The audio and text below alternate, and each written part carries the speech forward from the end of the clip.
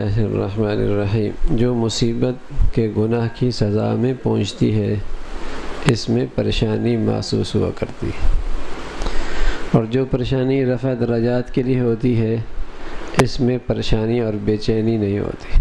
سبحان اللہ۔ آزمائش، مصیبت، تکلیف اچھوں پہ آتی ہے، بروں پہ بھی آتی ہے۔ بروں پہ جو آئی اس میں بے چینی پریشانی ہوتی ہے، اچھوں پہ جو آئی اندر اطمینان ہوتا ہے، ظاہر زخم لگتے ہیں، درجات بلند ہوتے ہیں۔ دیکھنے والا تکلیف زیادہ دیکھتا ہے، اندر کی دنیا اس کی بڑی مطمئن ہوتی ہے۔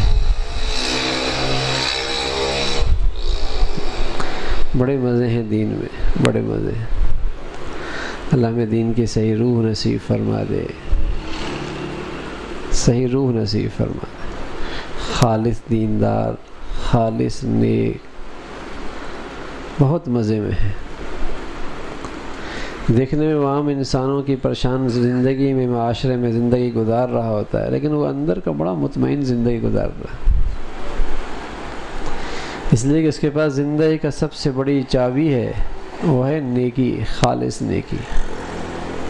جب آدمی اللہ کی نافرمانی کرتا ہے اس کی زندگی میں ایک چبن شروع ہو جاتی ہے بس، اور یہ چبن اس کی مزوں کو بھی خراب کر دیتی ہے، اس کی خوشیوں کو بھی خراب کر دیتی ہے، اس کی زندگی کا لطف بھی خراب۔ چبن جو ہے، کسی کو تکلیف ہو اور چبن ہو رہی ہو، تھوڑی تھوڑی دیر بعد چبن ہو رہی ہو، کھانے میں بھی مزہ نہیں، پلنگ پہ بھی مزہ نہیں، دوستوں کے اندر بھی مزہ نہیں، شادی ہو رہی ہے تب بھی چبن جو ہے۔ اسی طرح گناہ زندگی میں ایک چبن پیدا کر دیتا ہے، بس وہ مسلسل رہتی ہے، تو ہر چیز کا لطف لے لیتی ہے۔ ایک عجیب سی چبن ہے بس، تپش تپش، جیسے آدمی بوفے سسٹم میں نیچے سے کوئی چیز جلا دیتے ہیں نا، کھانا گرم رہے مسلسل، ہلکی ہلکی، ایسی اس کی زندگی کے اندر تپش رہتی ہے، بس حرارت، گرمی مسلسل، چبن اور تپش رہتی ہے۔ تو یہ اپنی جیب میں ہم خود ڈال لیتے ہیں، تھوڑا سا آگ کی حرارت لگتی رہے گناہ کر کے۔ تو یہ نہ ہو، یہ نہ ہو۔ یہ نہیں کہتا کہ ہم بشر، ہم سے گناہ نہیں ہوگا۔ اللہ کہتا ہے وہ آدمی بھی گناہوں سے پاک ہے جو اپنے گناہ پہ فوراً توبہ کر لیتا ہے۔ یہ تو آسان ہے نا بھائی، آپ کہیں کون بچے گا گناہ سے؟ عربی نے کون کہتا تم بچ جاؤ؟ تم یہ کر لو کہ جو کر لو تو فوراً توبہ کر لو، یہ تو کر لو، تاکہ زندگی کی اس چبن سے بچ جاؤ۔ تمہارا ہی بھلا ہے، تمہارا ہی نفع ہے، تم زندگی کی اس تپش سے بچ جاؤ، ورنہ یہ تپش تمہاری زندگی کا نا سب کچھ برباد کر دے گی۔ چبن بلا وجہ کی۔ آگے آ جاؤ، تھوڑا سا باہر آ جاؤ۔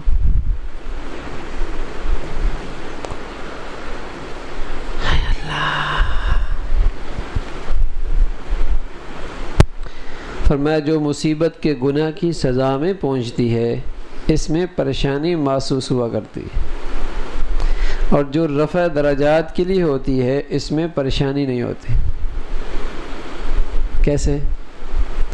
کوئی آدمی آپ کے پیٹ میں چھری مار دے، تھپڑ ماریں گے نہیں، کیا کر رہا ہے؟ اور ڈاکٹر صاحب آپ سے فیس لے کر پیٹ کاٹ دیں، پیٹ تو دونوں چھری مار رہے ہیں، لیکن ایک میں آپ کو اطمینان ہے اور ایک سے آپ الجھنے لگ گئے۔ کیوں؟ اس لیے کہ ڈاکٹر صاحب کے بارے میں آپ کا یہ عقیدہ ہے کہ میرا محسن ہے، مجھ پہ مہربان ہے، اس میں بڑی حکمت ہے۔ تو نیک آدمی پر جو پریشانی آتی ہے وہ اندر سے یہی سوچتا ہے، اس لیے وہ مطمئن رہتا ہے، مطمئن رہتا ہے۔ اور جب اللہ کی نافرمانی کی پریشانی آتی ہے وہ الجھ جاتا ہے اور پریشان ہوتا ہے۔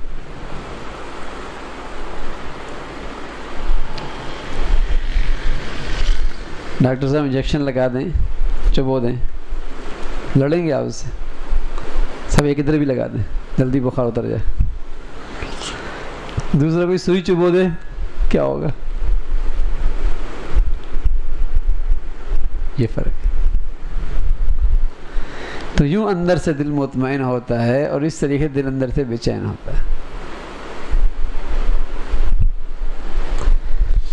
فرمایا جو مصیبت کے گناہ کی سزا میں پہنچتی ہے اس میں پریشانی محسوس ہوا کرتی، اور جو رفع درجات کے لیے ہوتی ہے اس میں پریشانی نہیں ہوتی، مطمئن ہوتا ہے ٹھیک ہے اللہ کی طرف سے، اور ضرور اس میں کوئی حکمت فائدہ ہوگا، میرا بھرا ہوگا. دونوں گھڑی ہیں نا، ایک واٹر پروف ہے اور ایک واٹر پروف نہیں ہے. بظاہر دونوں کے اوپر نیچے دائیں بائیں پانی ہے، لیکن ایک میں پانی جاتا ہے ایک میں پانی نہیں جاتا. ہاں، تو اسی طرح دونوں آدمی ایک ہی معاشرے میں رہ رہے ہیں، لیاری سے دونوں گزر رہے ہیں. ہاں، شہر میں وہ بھی کاروبار کر رہے ہیں، فیکٹریاں ان کی بھی ہیں، ایک ہی جیسا حالات کا شکار وہ بھی ہیں، لیکن ایک وہی ہے، ایک کا دل غم پروف ہے اور ایک کا دل غم پروف نہیں. یہ فرق ہے. دونوں گھڑی ہیں، ایک کے اندر پانی جا رہا ہے ایک کے اندر نہیں جا رہا. اس لیے دونوں ایک ہی شہر میں رہ رہے ہیں، ایک ہی حالات سے ارد گرد، حالات کی فضا ایک ہی ہے، لیکن فرق ہے ایک غم پروف ہے ایک غم پروف نہیں. تو خالص نیکی اور تقوی کی بدولت آدمی کا دل غم پروف ہو جاتا ہے.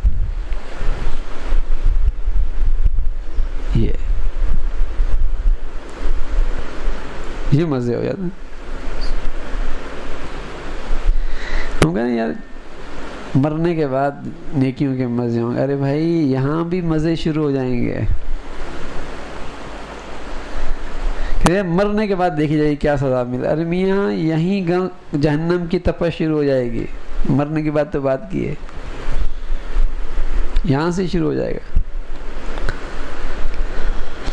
تو اللہ بھائی ہر قسم کی خطا سے محفوظ فرمائے، گناہ سے محفوظ فرمائے. یہ بے چینی ہے، یہ ایک زندگی میں چبھن ہے.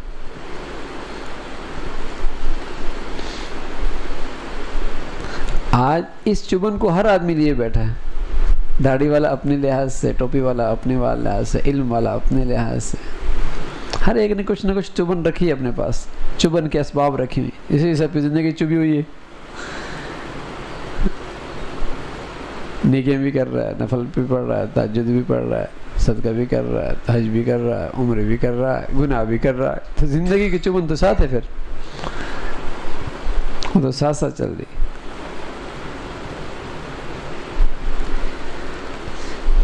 فرمایا اسی طرح ہر عمل کا ایک ڈھانچہ ہوتا ہے اور ایک اس کی روح ہوتی ہے. نماز میں ہاتھ اٹھا کر تکبیر کہنا، قیام، قعود، رکوع، سجود وغیرہ، یہ سب نماز کا ڈھانچہ ہے، اور اس کی روح اخلاص ہے کہ دوران نماز غیر اللہ کا خیال نہ آنے پائے. اللہ اکبر کہہ کر ہاتھ باندھنے کا عمل ایک دعویٰ ہے کہ ہم نے ما سوی اللہ سے ہاتھ اٹھا لیا. جب یہ کہتا نا اللہ اکبر، کیا مطلب؟ ہاتھ، اے اللہ ساری مخلوق سے ہم نے ہاتھ اٹھا لیا بس، اور تیری طرف متوجہ ہوگا اس لیے کہ سب سے بڑا اب تو ہے. یہ اسی کو احسان صلاۃ کہا جاتا ہے. تمام اعمال صالحہ کی روح اخلاص. جسم کی روح نکال دیں، کوئی گھر رکھتا ہے اس کو؟ یا اس جسم کی قیمت ہے؟ اسی طرح اگر عمل کی روح نکال دی جائے، اخلاص ایک ڈھانچہ ہے، اس کے اندر بدبو تو ہو سکتی ہے، خوشبو نہیں ہو سکتی.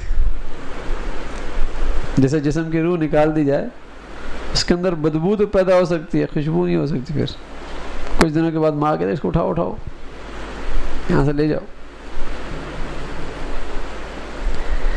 اس لیے اگر عمل روح کے بغیر ہے، ڈھانچہ ہے، مضر تو ہو سکتا ہے، مفید نہیں ہو سکتا. تو اس کی روح اخلاص ہے.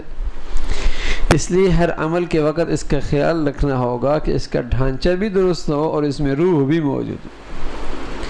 اللہ کے یہاں اعمال کا اعداد کا شمار نہیں ہوتا، کتنی نمازیں پڑھیں، کس قدر روزہ رکھے، کتنے حج کیے، بلکہ وہاں بندوں کے اعمال کا وزن کیا جائے گا، تعداد نہیں گنی جائے گی۔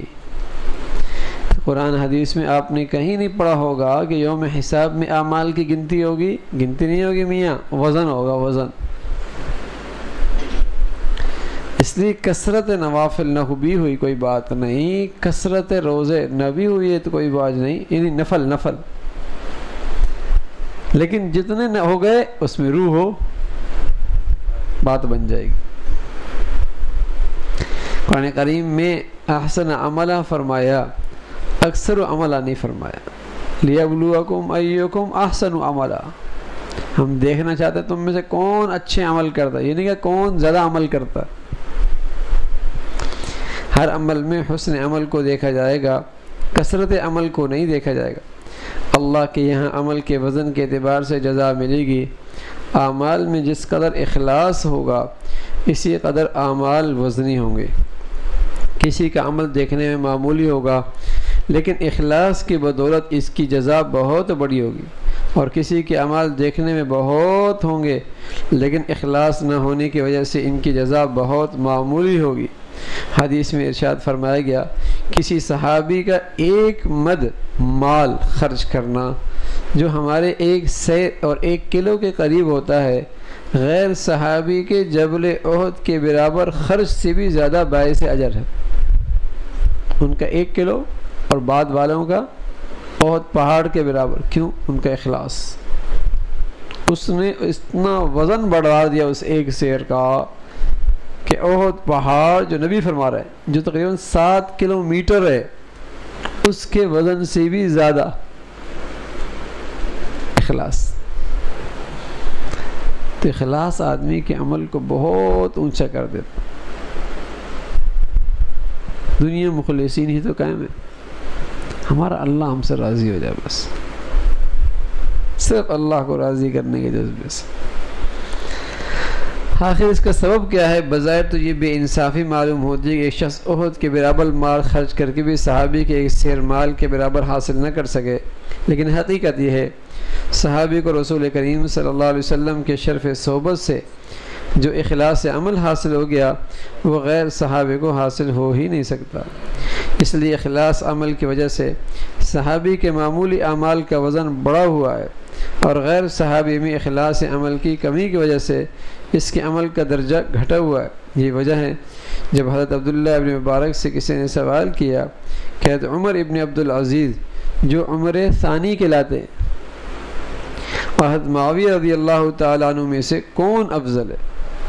حضرت عمر ابن عبدالعزیز صحابی نہیں ہے، لیکن تابعی ایسا بڑھ گیا کہ جس کے دور کو عمر ثانی کہا جاتا ہے، اور دوسرے مقابلے میں کون ہے؟ حضرت معاویہ رضی اللہ تعالیٰ عنہ۔ پوچھنے والے کہ ان دونوں میں افضل کون ہے؟ تو حضرت عبداللہ ابن مبارک نے فرمایا میں بقسم کہتا ہوں حضرت معاویہ رضی اللہ تعالیٰ عنہ کا مقام تو بہت بلند ہے۔ حضرت معاویہ کے گھوڑے کی ناک کا وہ غبار، حضرت معاویہ کے گھوڑے کی ناک کا وہ غبار جو رسول اللہ صلی اللہ علیہ وسلم کی صحبت میں معیت میں جہاد کے وقت اس کے ناک میں پہنچا، وہ سینکڑوں عمر ابن عبدالعزیز سے بہتر ہے۔ تم پوچھ رہے ہو ان دونوں میں افضل کون ہے؟ حضرت معاویہ کا مقام تو بہت بلند ہے۔ اتنا بنا دوں کہ جو حضرت معاویہ کے گھوڑے کے ناک میں گرد آئی تھی، اس گرد پر بھی ہزاروں عمر ابن عبدالعزیز قربان، اس کی اتنی قیمت ہے۔ تو نبی کی صحبت کی برکت سے ایسا بڑھیا اخلاص نصیب تھا ان حضرات کو، ایسا بڑھیا اخلاص۔ حضرت عمر ابن عزیز کے فضائل و کمال اپنی جگہ سب مسلم ہیں، لیکن حضور علیہ الصلوۃ والسلام کی معیت کی دولت سے کہاں لا سکیں گے؟ اس درجے کا اخلاص کہاں ہوگا؟ اخلاص کے 2 اثر ہوتے ہیں، اخلاص کے 2 اثر ہوتے ہیں، ایک آخرت میں وزن بڑھے گا، دوسرا نقد ثمرہ دنیا میں مخاطب پر اثر انداز ہونے کا تجربہ شاید ہے. ایک تو آخرت میں کہ اس کا وزن بڑھ جائے گا عمل کا، اور دوسرا اخلاص کا اثر یہ کہ اس کے اندر اثر بہت ہوتا ہے. اور یہ بالکل شاید ایک ہی آدمی 10 آدمی بات کرتے ہیں، لیکن دوسرے کی زبان پہ اللہ نے ایسی تاثیر رکھی ہوتی ہے، یہ اخلاص کی برکت سے. فرمایا دوسرا نقد ثمرہ دنیا میں مخاطب پر اثر انداز ہونے کا تجربہ شاید ہے. اخلاص کے ساتھ جو بات کہی جاتی ہے وہ مؤثر ہوتی ہے، اگرچہ تلخ بھی ہو تو ناگوار نہیں لگتی. اختلاف کی صورت میں جنگ و جدال اور مارکہ آرائیوں کا بڑا سبب اخلاص کی کمی ہے. اگر بات اخلاص کے ساتھ کہی جاتی ہے تو اس کا انداز محبت، ہمدردی، دل سوزی کا ہوتا ہے. اخلاص نہ ہو تو بات وہی ہوتی ہے لیکن انداز توہین آمیز ہوتا ہے، جس کا نتیجہ انتشار، جنگ اور جدال کے سوا کچھ نہیں. تو اخلاص کے پیچھے ہمدردی، دل سوزی، بے چینی ہوتی ہے سامنے والے کے لیے، اس کا اثر بھی ہوتا ہے. تو بھائی ہر عمل سے پہلے دیکھ لیجئے کیوں کر رہا ہوں، درمیان میں دیکھ لی جائے نیت خراب تو نہیں ہو، اور آخر میں اللہ سے اس عمل کی قبولیت مانگ لی جائے. انشاءاللہ یہ عمل مخلصین میں لکھا جائے گا، اخلاص والوں میں لکھا جائے. تو اصل روح جو ہے، اچھا آپ کہیں بس روح کافی ہے، ڈھانچے کی ضرورت نہیں، تو جسم کی روح بغیر ڈھانچے کی رہ سکتی ہے؟ وہ تو بھوت ہو جائے گا. کوئی بھوت آ گیا ہے، کچھ محسوس ہو رہا ہے، کسی کی روح آئی ہوئی ہے آج گھر میں، ہاں تو جسم کے بغیر روح نہیں رہ سکتی. تو عمل کا ظاہر بھی ٹھیک ہونا چاہیے، اس کے اندر اخلاص بھی ہونا چاہیے. یہ کہہ دینا کہ بھائی میری نیت ٹھیک ہے، یہ بھی کافی. کوئی آدمی نیت سے کھانا کھا لیتا ہو جائے گا، کھانا کھا جائے گا. میں نے نیت میں کھانا کھا لیا، نیت میں ناشتہ کر لیا، تو نیت بھی ٹھیک ہو لیکن ڈھانچہ بھی ہونا چاہیے. بغیر ڈھانچے کے اخلاص رہتا نہیں. تو عمل کا ظاہر بھی خوبصورت، اندر کا ڈھانچہ، اندر کی روح بھی خوبصورت، تب عمل میں وزن پڑ رہا. اللہ ہم سب کو اس کی توفیق نصیب فرما دے. اللہم لک الحمد کلو ولک الشکر کلو، اللہم لک الحمد کلو ولک الشکر کلو. نستغفر اللہ، نستغفر اللہ، نستغفر اللہ. سبحان ربک رب العزت عما یصفون وسلام علی المرسلین والحمد للہ.